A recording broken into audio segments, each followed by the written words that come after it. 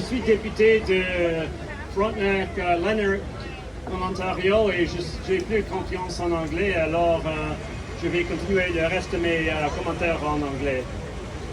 We have signs. My assistant at the back, somewhere at the back, is giving these out. So if you'd like to go and get one of these, please do so. Please then put it out on your lawn, wherever you are. Yeah. If you're in the corridor, put it out there. If you're not in the corridor, please put it out anyway, because we need to inform Acadians who are not in the corridor. Right. All right, so we just heard that Mr. McKinnon says that $90 billion is not necessarily the top cost for the Alto project. Well, we should have been suspicious when they said this will cost somewhere between $60 and $90 billion. That is a colossal range. That means they don't know. They don't know, but they're starting, as they do research, as they have their surveyors out there, to realize it's likely to cost quite a bit more. But there are other people who've made estimates on this, many, and the estimates range as high as $200 billion, actually $250 billion. A very thorough estimate, this being made by the Citizens Coalition on Alto, I forget the exact date, you can find them online, is that the mid-range, the likeliest cost is around $120 billion. So $120 billion, let me tell you what that means.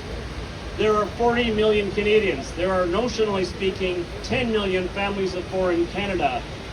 120 billion divided by 10 million, that is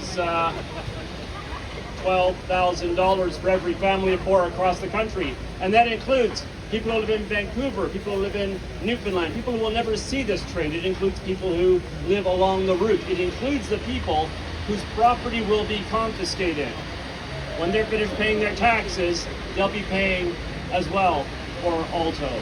So what is the real cost? Well, nobody knows. But interestingly enough, there's a bit of things we don't know. We don't know how much it's going to cost to run Alto. Mr. Lamblot and our minister have made no comments at all about the actual cost of running Alto. They have an idea, they're not sharing it, but my guess is they haven't got a clue how much it will cost to run Alto, how many billions of dollars in cost to keep it going.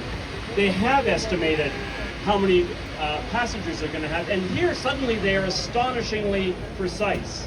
They say that by the year 2050 there will be 24 million passengers per year. 24 million. They say that by the year 2080 there will be 30 million passengers per year. Now I want to ask you this question. Can you make any realistic assumption, any of you, about how people are going to be traveling in the year 2080? No. Do you think that in 1926 anyone could accurately have predicted how many people will be traveling by any means at all between Montreal, Ottawa, Toronto in the year 1980? Of course not.